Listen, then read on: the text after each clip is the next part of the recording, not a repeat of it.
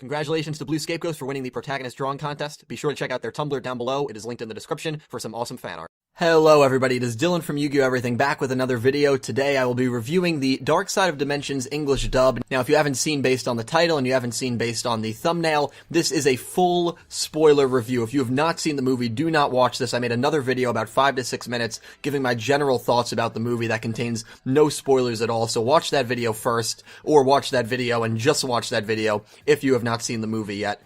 You have been warned. I will be going into massive spoilers, things that I liked, things I didn't, things I wish they did a little differently, things I loved about it overall, and my overall rating of the movie at the end. And overall, I have to say, I loved this movie. This is my favorite Yu-Gi-Oh! Movie, and that says a lot because I haven't even watched the original, and usually I enjoy the original a little more than the dub, but I've only seen the English dub, obviously.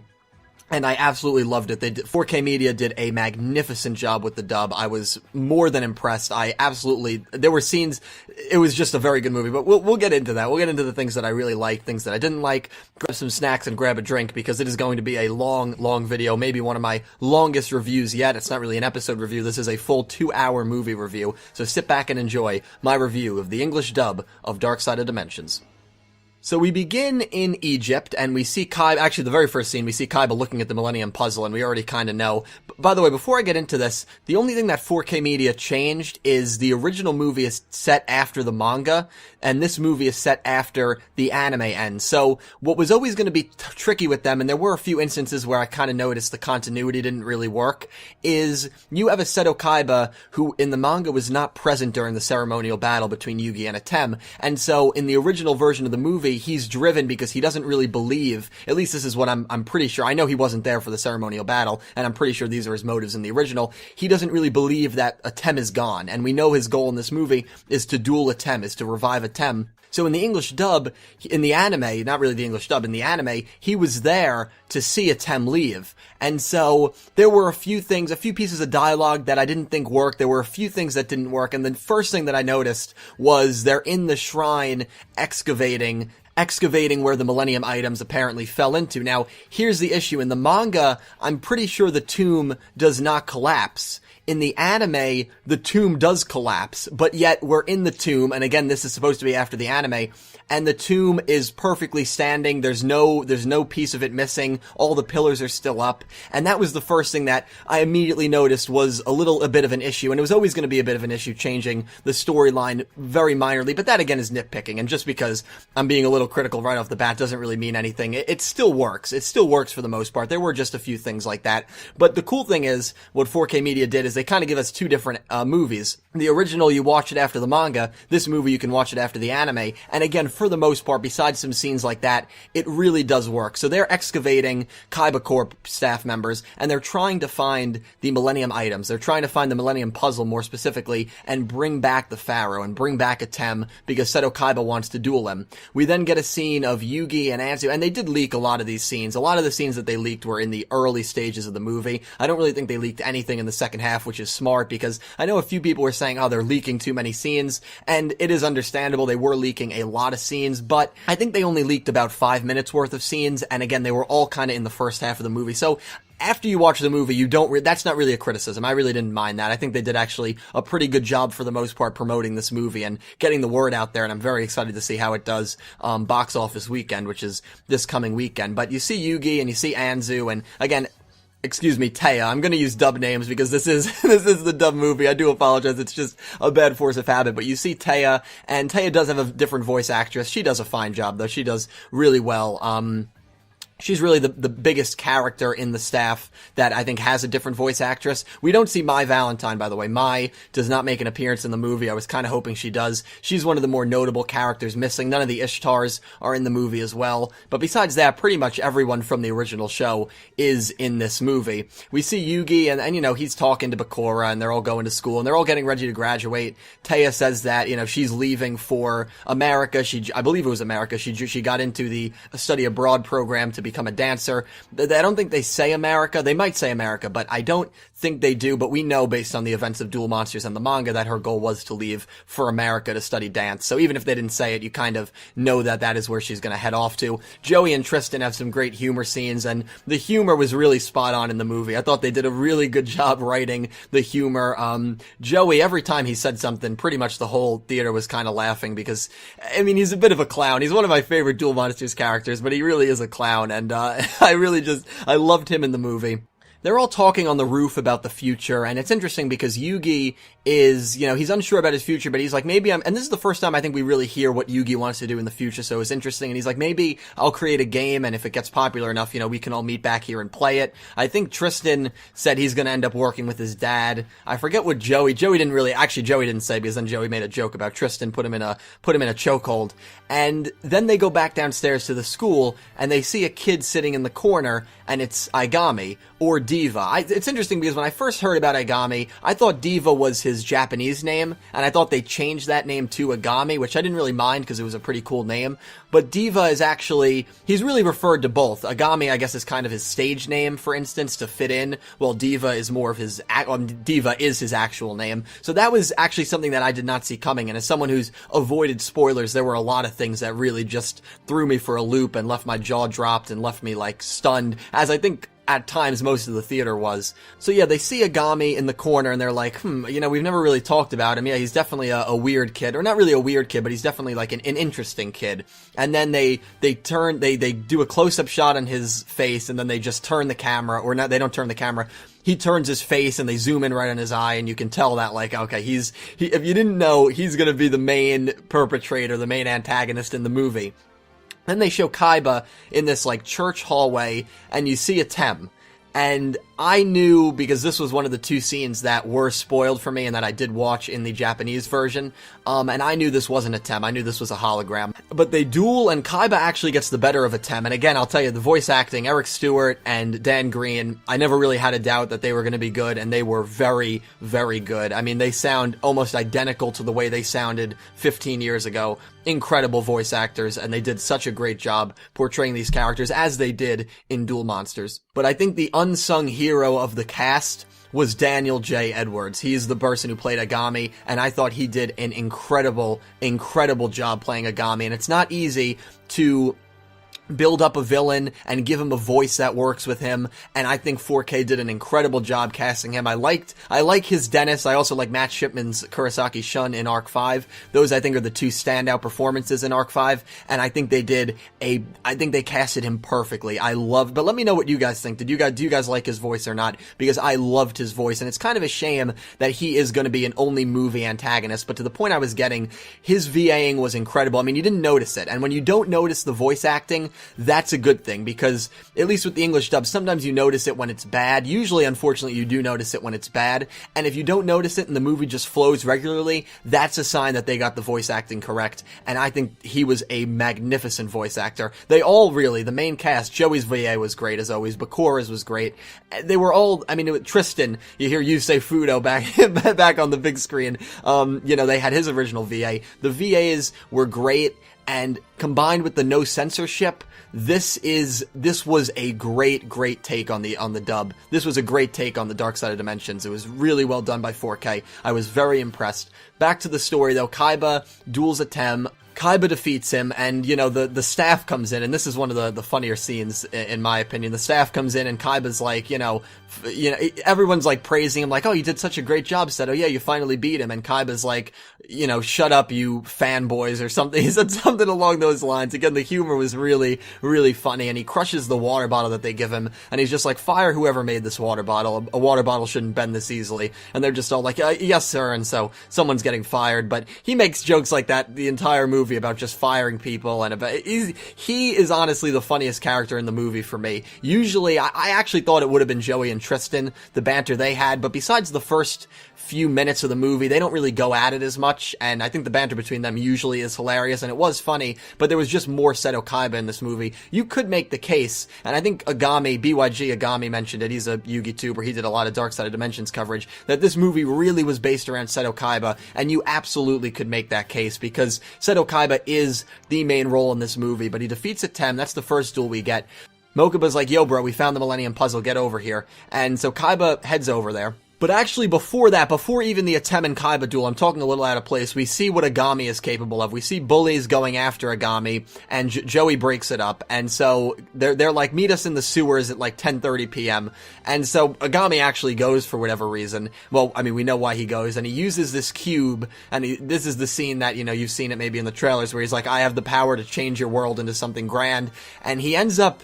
It's actually a pretty brutal scene, but he ends up just killing off the 5 guys that were bullying him, surrounded by all these, like, creepy kids that are with him, and we know that the term is used, and we learn that the Plana, which is the people and the power, I believe it's the power that the cube gives him. They never really call it the Millennium Cube, but I've heard it dubbed that. I don't know if the Millennium Cube itself is the Plana. I unfortunately couldn't gather all the details in one go, but I'm pretty sure that the Plana just kind of represents the power that the cube holds, and he's able to send these 5 people into a world, and we find out more about the world when he sends Joey into that world, which kind of a spoiler for what happens later, but he kills off these 5 people, and it was a really well done scene, and it just shows how evil and vicious this character can be, that he can just kill off people like that, and how powerful he can be. Kaiba goes to this was again before the Kaiba and Atem hologram scene. Kaiba goes to the excavation center. We learn that Agami and Sera is Agami's younger sister, they both kind of just talk a little bit. They're like, Agami, you know, you can't let hatred control you. You can't let fear control you. And this plays a part later, and Agami's like, I have to avenge. She also has a friend, Manny, Agami, and I'll try to use as many pictures as I can, but there's not many images that have been leaked to this point, so you'll probably see the same images used, throughout this video a few times. But Agami basically says to Manny, his best friend, and to Sera, his younger sister, I have to avenge our master. And I forget the term they gave the master, but when we find out who the master actually is, that was to me, like that was to me one of the best scenes that they've done, the fact that they were able to connect dual monsters and to have it make sense. So anyway, the reason that basically what Agami, Manny, and Sera all talk about is just that, so basically they got their powers and they're able to kind of use their powers in this world to, you know, change the world or whatever they want to do with it because the Pharaoh left, and that's how it was granted to them. Once the Pharaoh leaves and returns to the afterlife, then the 8th Millennium Item, which they do use that term, the 8th Millennium Item, later in the movie, the power of the 8th Millennium Item gets granted, and so that's what happened, and that's how they're able to use this power. So if the Pharaoh ever becomes revived, they lose that power. So Agami clearly is like, okay, well, crap. I mean, I can't let Seto Kaiba revive it. So Kaiba is about to take the puzzle back to his headquarters, Kaiba Corp, and Agami shows up. And Agami says, you know, these people are, and this is when the gun comes up. The guy, and I'm so glad, thank you 4K Media, really, for not censoring this scene. I was so happy when I saw the gun. I think everyone in the theater, I heard a few people around me kind of like, were like shocked that they did it, but I'm so glad they didn't censor it. The guy pulls out a gun and he holds it to Agami's back, and Agami just starts laughing and, you know, talking about the other world and, you know, enlightenment or whatever he's talking on about. And then he basically again sends the guy to another dimension, and the guy, one of Kaiba's goons, just slowly pretty much disintegrates, and then he's like, and everyone else runs away. So great employees there, Kaiba. All the Kaiba core employees run away, and Agami is like, I can't blame them for running, but it won't matter because the path that we're on, everyone's going to be basically sacrificed into the new world. And he says, starting with you, Kaiba, and he goes to get rid of Kaiba, to basically kill off Kaiba, and Mokuba is like, you know, oh my god, Kaiba, brother, no, and Kaiba is somehow, this was never really explained, but he's somehow, I guess, due to his technology, able to avoid it and able to overcome Agami's magic. So Agami's like, alright, nevertheless, I can't let you take that puzzle. So then they duel. They begin the duel, and Agami's deck, he uses like a cubic deck, and it is really, really awesome. It really does suck that he's only in this movie, and they'll probably never use his character again, because his character, I really, really enjoyed him. I plan to make top 10 antagonists once Arc 5 ends, and I gotta tell you, Agami has a real shot at making that list, and for a movie villain to possibly make that list, that really, really says a lot. But Takahashi, Duel Monsters, they just know how to get it done. By the way, Takahashi actually made an appearance at the VIP party afterwards, and he spoke a little bit, so that was incredible to hear Kazuki Takahashi speak, actually, and just to see him in the flesh, to be like 6 feet away from him. Same with Dan Green, same with Eric Stewart. It was really just an all-around incredible night. It was an incredible experience. It's one that I will absolutely never forget, but Takahashi really knows how to write villains. He really does, and I wish he kind of maybe helped out Ono and Yoshida, the writers of, 5D's Arc 5 and Zexal respectively, because not to say they haven't written good villains. Yoshida's written some good villains, but I just wish that the villains were kind of consistent throughout Yu-Gi-Oh! Because that's something that has lacked this last decade or so. Really good villains, and Takahashi does it again. He wrote Pegasus, Marek, Bakura. I know a lot of people love darts. He always writes these amazing villains, and he does it again with Agami. And during the duel, Agami is about to defeat Kaiba and basically send Kaiba to his death, and Kaiba's like, there's no way it can end this way. And for me, one of the best moments, he's like almost going Super Saiyan, and he smacks the ground, and the ground, because keep in mind, they're dueling in the tomb. They're dueling in the tomb where all the Millennium items were put away. And what else was put away? The Egyptian gods. And all of a sudden, he sacrifices 3 monsters, and Obelisk just rises from the ground, and my jaw was on the floor for like a solid minute after that happened, because again, I didn't read really any spoilers, so I didn't know Obelisk the Tormentor was going to make an appearance, and Agami was just shocked. Kaiba was able to deliver 7,000 points of damage, but they have 8,000 life points, and this duel gets interrupted because Mokuba takes the pieces. Agami teleports, punches the glass case that the Millennium Puzzle was being held in. He's able to snatch away 2 pieces. Mokuba then kicks him off, and he's about to, I guess, maybe take his turn, but Kaiba's like, alright, we'll finish this another time, and he hops in his jet and flies away. So that duel doesn't conclude. By the way, there's another type of dueling called Dimension Dueling, which they added into this movie, and I kind of liked it. Instead of taking battle damage, you kind of put your life energy into a monster's attack points. So let's say Kaiba summons his Blue Eyes White Dragon, he gives it 3,000 attack points. If Agami destroys it with a monster that has 4,000 attack points, instead of taking 1,000 points of damage, you don't take any battle damage, but you take the combined total attack of your monster. So Kaiba would take 3,000 points of damage, because that's how many attack the Blue Eyes White Dragon had, if that makes any sense. And to see a lot of OG monsters, by the way, that was another really awesome thing about this movie. Really, if you're an old school Yu-Gi-Oh fan and you have not seen Yu-Gi-Oh since Duel Monsters or GX, see the movie, because you don't need to know anything that happens really after Duel Monsters to enjoy the movie, and your nostalgia will kick in, and I can guarantee you'll really enjoy it. But anyway, we don't really see any other Egyptian gods, and it's kind of unclear how he was even able to use Obelisk, but nonetheless, one of my favorite moments in the movie. So anyway, we learn very soon that the mentor, that the master that Agami was referring to, because Agami, Diva, he goes and he becomes friends with Yugi and friends with Yugi's group, and, talks about how he's not a very good duelist, and they all plan to have a tournament later. And we learn that Agami and his sister and Manny and 3 others, or maybe 4 others, their mentor, their master was Shadi, who was the holder of the Millennium Scale. And I think a lot of people in the theater, including myself, were like, oh, wow, that's actually an awesome plot twist. Because Shadi was always one of those characters that really was never used. And the term that they were calling him was Master something. I forget what it was, but it didn't really give any hint that it was Shadi until we see him in the flashback. And so I thought that was one of the coolest things they did, because it's just cool that, while you're developing new characters like Agami and Serra and Manny, you have a character that fans know from Duel Monsters and can kind of relate to. But here's an issue I have.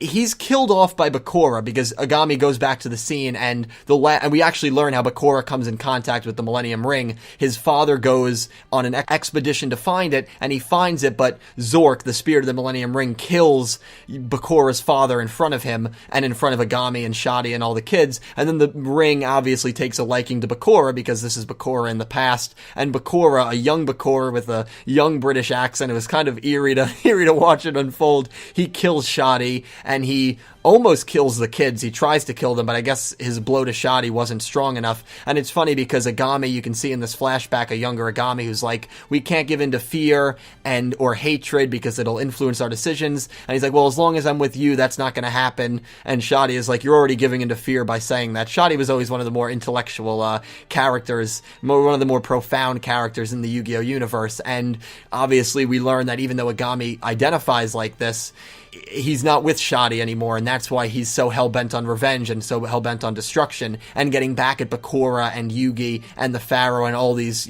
people who kind of, as he sees, killed off his master, killed off the only really father figure that he had in his life. But here's the issue I have, again, with 4K kind of making it so that it's after the anime, not after the manga. In the manga, we know Shadi is a ghost. We know that in the manga. That's stated in the manga. And he's killed off in this scene, and this is a scene that takes place before the events of Duel Monsters. If this is a sequel to the anime, I'm pretty sure it's never said that, and yes, he can appear and disappear, but I always thought that was his power, maybe with the Millennium Scale. Maybe he is a ghost in the Duel Monsters anime. I'm not, for some reason, I was pretty sure that he wasn't. I was pretty sure that he just had the same abilities as everyone else, but he was just as human and as real as Marek, as Ishizu, as Yugi, as all the Millennium item wielders. But maybe I'm wrong about that. You guys let me know, because if that is the case, that's another maybe continuity issue, but again, very nitpicky, very minor, and maybe that isn't a case. Maybe, now that I'm thinking about it a little more, maybe he was a ghost in the anime. I know it was stated in the manga that he was a ghost, and so him getting killed off here makes sense for a manga sequel, but in the anime, I don't know if it really makes that much sense, again, because I feel like he was well and alive in the anime. But again, that's very nitpicky, but it was awesome that they used him, and it was awesome that they used the character. So every Millennium item wielder, Pegasus was another guy. Pegasus, they didn't have Pegasus in this. They showed all the Millennium items, but they didn't. The Ishtars and Pegasus were completely gone from this movie, along with My Valentine. But not really a big deal. You can't have every character in the movie; it just wouldn't have worked. And I thought they were able to use a lot of characters that made it work. So anyway, we learn about this past, and Agami is about to kill. He does pretty much kill off Bakura, and he's about to send Joe. Well, he does send Joey to another dimension, and we see what the other dimension's like. Everyone just looks lifeless. Joey can't interact with anyone. He's running, but he's kind of losing his body at the same time because Agami is stripping away his memories, and as Agami says, it's just a matter of time before I take away all your memories and there's nothing left of you. And so that's how we see Joey, not in the best situation, but Tristan finds out, and Yugi and Taya all start to look for him, and they run into Agami. Before this, Sarah gives Yugi the piece of the Millennium Puzzle while Agami has the other. Kaiba needs 2 more to complete the Millennium Puzzle and quote-unquote resurrect the Pharaoh.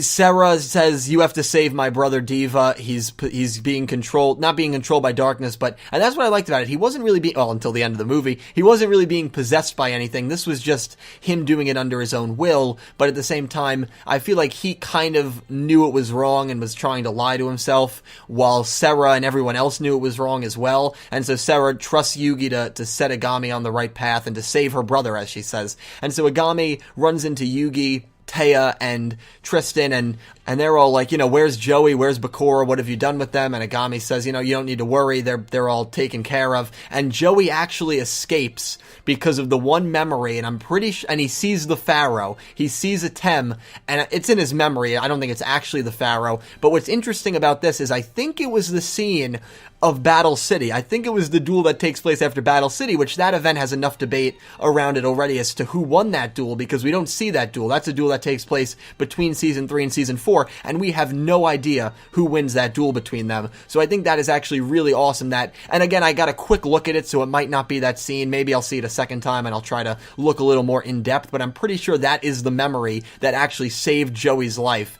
and so that is really cool. Agami leaves the scene, and he goes to a rooftop where then he's captured by Kaiba Corporation members. Kaiba, in the meantime, goes to Yugi. He stands in the middle of a busy intersection, and he goes to Yugi, or Yugi sees him, really. And they walk to each other, and they just have a brief conversation. Kaiba's like, you have to duel me. I have Diva. I've captured Diva. You two are going to duel me. I'm going to win both items in front of you, and then I'm going to duel the Pharaoh in front of everyone and defeat him. Kaiba just very hell-bent on defeating a Tem, as he has been the whole movie, as he was pretty much the entire series of Duel Monsters. And so this sets up the final battles. You have now Yugi, who's going to go against Kaiba. You have Agami, who's going to go against Kaiba, and the winner will win the Millennium Puzzle pieces. However, before this happens, I should say, Manny, Agami's friend, finds the Millennium Ring. This is right after Agami and Kaiba duel. He finds the Millennium Ring, and the Millennium Ring takes control of him. Agami is able to use the cube to kind of, not really save Manny. Manny actually gets sent to another dimension. He gets killed, but he gets revived later in the movie.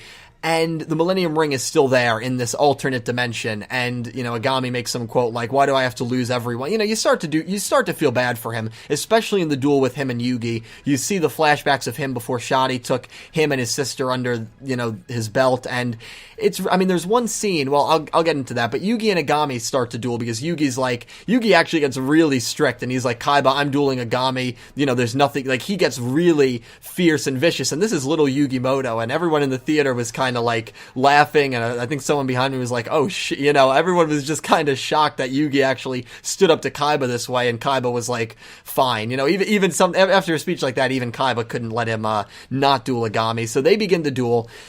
And Agami really has the upper hand in this duel, really dominating Yugi.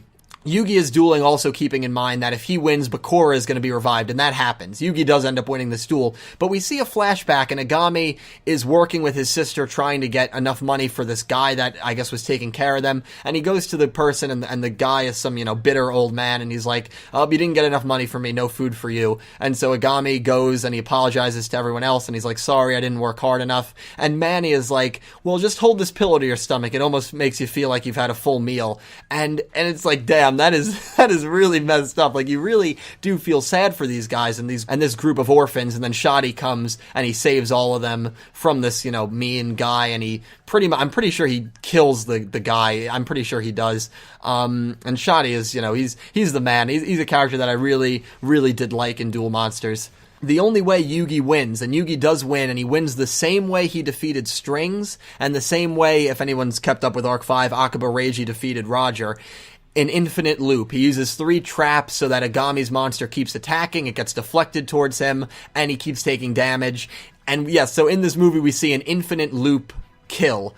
Not in the first turn, so it's not an OTK like Reiji was able to pull off, but it's very reminiscent of that duel, very reminiscent of the Yugi and Strings duel, where he was able to manipulate Slifer and use the attack points and the second mouth to just keep destroying the revival jam. He was able to keep doing that, and so very, very similar here, which was actually really cool to see. He defeats Agami, and Agami disappears into thin air, and then he begins his duel against Seto Kaiba, and this is a duel that, the Battle City duel, and this is coming from someone who, again, has seen all 900 episodes of Yu-Gi-Oh!, has seen all of Duel Monsters, all of GX, all of 5Ds, all of Zexal, all of Arc 5, and this is still my favorite duel today. Yugi vs. Kaiba, the Battle City semifinals. So I was just so excited to see this duel. I had seen a clip of it on YouTube, and I was like, I'm going to be honest, I was like, I don't think the dub is going to be able to kind of regenerate that emotion. But again, they did a very good job, because you do have 2 of their best voice actors, Dan Green and Eric Stewart, going at it, and they did a great job. They did a really good job going back and forth. You see the Dark Magician Girl, Apple Magician Girl, Yellow Magician Girl,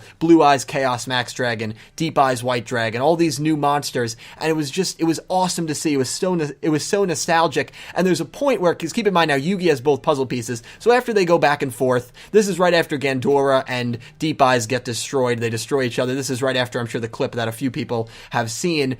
Yugi walks over to the puzzle, and he's like, Kaiba, he's gone, and he puts the 2 pieces in, and he completes the puzzle, which Sarah and the others are watching in the distance. They're like, he's not going to do it, because Yugi knows if he completes the puzzle and the Pharaoh revives, Sarah and all of them, they don't die, but they lose their power. They lose their power. They're pretty much irrelevant. Yugi puts on the puzzle, and there's nothing.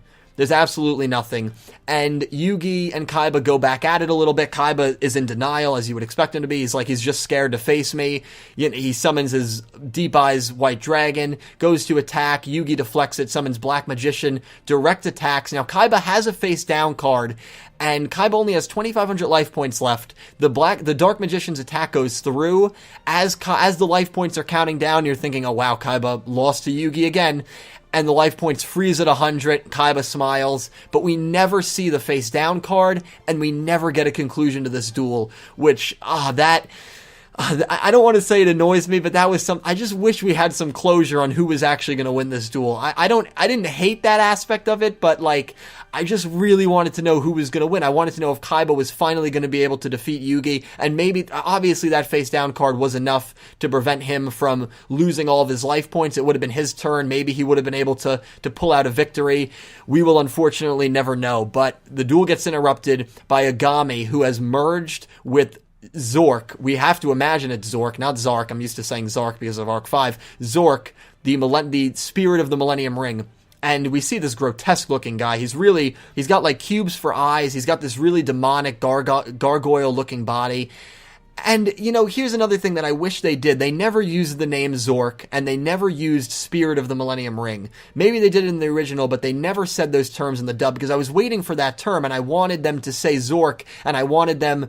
But I'm pretty sure it is Zork, because at the end, they do say Shadow Game, which, again, Shadow Game is a dub-only concept. It really just is a dark game, a Yami game. Zork, as we know, is the creator of dark games or shadow games in the dub. So the only way they could be playing in one is if Zork has merged with Agami, which I'm pretty sure has happened. So the final end boss is Zork and Agami, which is awesome. It looked sick, it looked menacing, and it was a really great fight. Yugi and Kaiba team up, very reminiscent of that darts duel where they team up. And again, if this is a sequel to the manga, that duel doesn't happen in the manga. That darts Doma filler does not happen in the manga. So if it's a sequel to the anime, like the 4K version is, like the English dub is, this is kind of the second time they've teamed up. But if you're going based off the manga, they've never teamed up before. The duel begins, they kind of go back and forth, they're really getting pounded by Agami's monster, and we know the way the Shadow Game works is when you take damage, you not only take real pain, but you can see kind of like your fingertips and your real life withering away. It reminds me a lot of the games that Marek would play in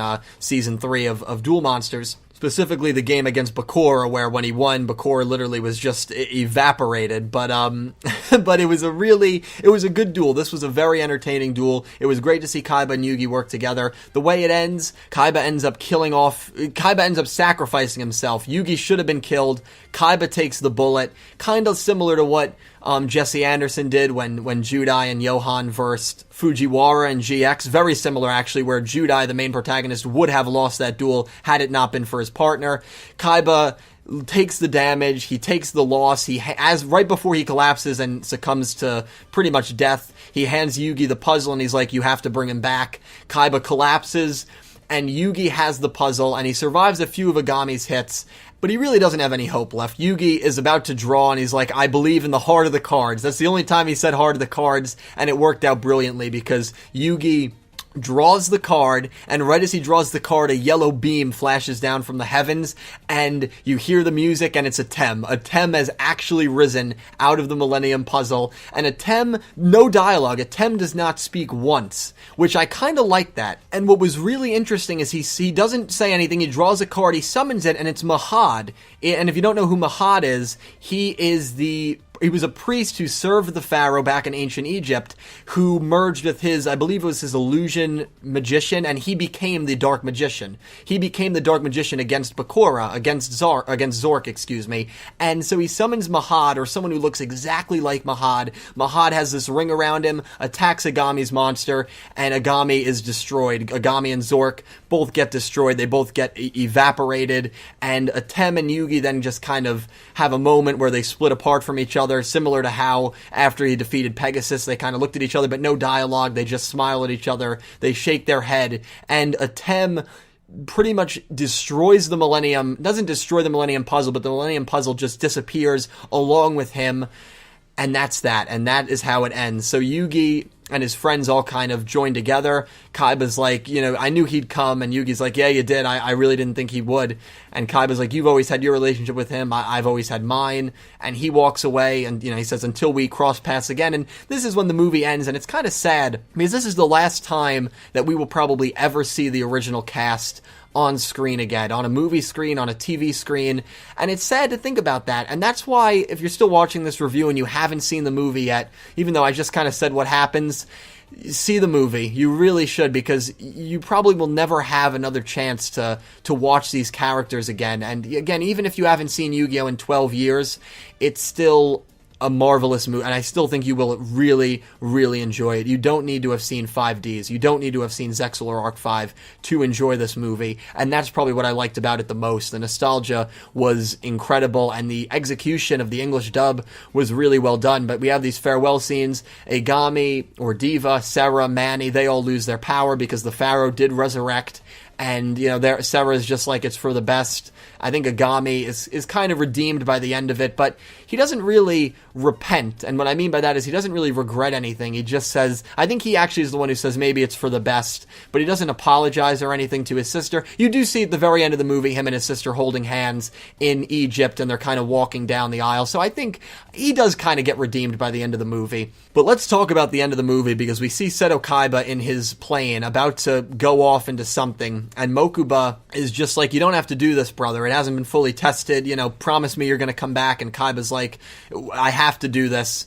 And so Kaiba leaves. And the next time you see him, he's got all this really awesome tech on, all this really awesome technology, all this really awesome gear, and he's walking into a tomb. And if you've seen Duel Monsters, you know what it is. It is the Pharaoh's tomb that was shown in Season 5. He walks into the tomb, and there is Atem sitting on his throne. Kaiba smiles and pulls out his duel disc. Atem stands up. He pulls out his duel disc. I believe he pulled out his duel disc. He might not have. I think he just stood up and smiled, and that's how the movie ends. An incredible, incredible ending. So Kaiba is able to, I guess, time travel back in time because of his memories, because the new technology is all compatible with your memories and being able to kind of visualize what you want to happen and then that actually happening. And so Kaiba was able to visualize himself going to Egypt and versing Atem in the past, and that is how the movie ends. Out of 10 stars, I'm giving this movie a 9.0 out of 10. I think I've said it before and I'm standing by it. It is the best Yu-Gi-Oh! Movie that has been made, and this is coming from me. I've only seen the English dub. I haven't even seen the original, and I'm someone who usually prefers the original over the dub, and I might prefer the original over the dub, but the English dub was a 9 out of 10. They did a great job. There was no censorship from what I'm aware of. I'm pretty sure there was none. They had the gun scene in it, so I'm pretty sure that that means that there really was no censorship. They did mention the Shadow game, which, again, is a dub-only term, but that didn't really bother me. The main issue I had was them saying that it was a sequel to the anime and not a sequel to the manga, because that made some elements not really work. Like, for instance, the Pharaoh's tomb, where the Millennium items were put to rest. In the anime, that entire area collapsed and caved in, and now it's a sequel, and you assume maybe it's 3 or 4 years later because they're graduating high school. Now, all of a sudden, that tomb is perfectly standing. There's no rubble. There's no hint of anything. The pillars are all up, and so either they rebuilt everything or they just made a kind of mistake there. But besides that, I really enjoyed it. I think 4K Media did a great job. Again, big thank you to them for even hosting this contest, and the chance to see it early and to be in the theater with Dan Green and Eric Stewart was really a once-in-a-lifetime experience, and it was and then to hear Takahashi speak afterwards, it was an absolutely incredible experience that will stay with me for the rest of my life. The movie was just great. I really, really did enjoy it. I might see it again before it leaves theaters.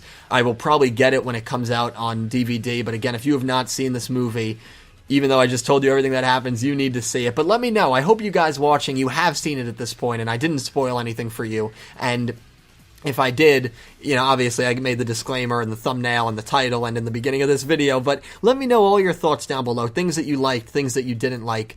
What you would rate this movie out of 10. Another thing I briefly forgot to mention is they do show Yugi and his friends, and they show they show Taya leaving. She's in the plane, and she's kind of, smiling at everyone, and she leaves. The plane departs, and that's kind of the last we see of Yugi's friends. By the way, the animation, I haven't said it, the animation was absolutely stunning, flawless. Another con was sometimes when the characters talked, their lips, especially early in the movie, I noticed it more, their lips didn't really sync up with the words that were being spoken, and that's understandable because it's very tough to do that, especially when someone like me is used to watching the Japanese version of Arc 5, and, week in and week out, they're always going to be perfect with the way their mouth moves and the corresponding words, because that's how it's originally meant to be, and when you have to dub it, you have to really sync up the mouths and the words perfectly, and there were some times where you can kind of notice, especially early on, that they didn't really do a fantastic job at that, but honestly, by the second half of the movie, you don't even notice that, and that could be because they did it better as the movie went on. But besides that, I'm just nitpicking. I really loved this movie. I loved what 4K Media did with it. The voice acting was great. The animation was great. The story was great. The movie is about 2 hours long, so, definitely make sure you don't drink a lot of water before you go, because if you have to go to the bathroom and miss 5 minutes, that that kind of sucks. Luckily, I usually have to do that during a movie. It didn't happen with this one. But yeah, that is going to wrap up my review, guys. Thank you so much for watching. Kind of sad. This will be like the last time I'll probably review anything Duel Monsters related. It's really the first time. I know I did season 0. That's not really Duel Monsters, but yeah, I might do a review on the original movie when it comes out, the subbed version. But yeah, this has been a lot of fun. I hope you enjoyed my spoiler cast, I guess you can call it. I hope you check out the movie. I hope you've seen it already. And let me know down below some of your favorite elements, some things that you didn't like, maybe some things that I completely forgot to mention down below. I hope you all have an amazing day. Thank you so much for watching. I will see you next time.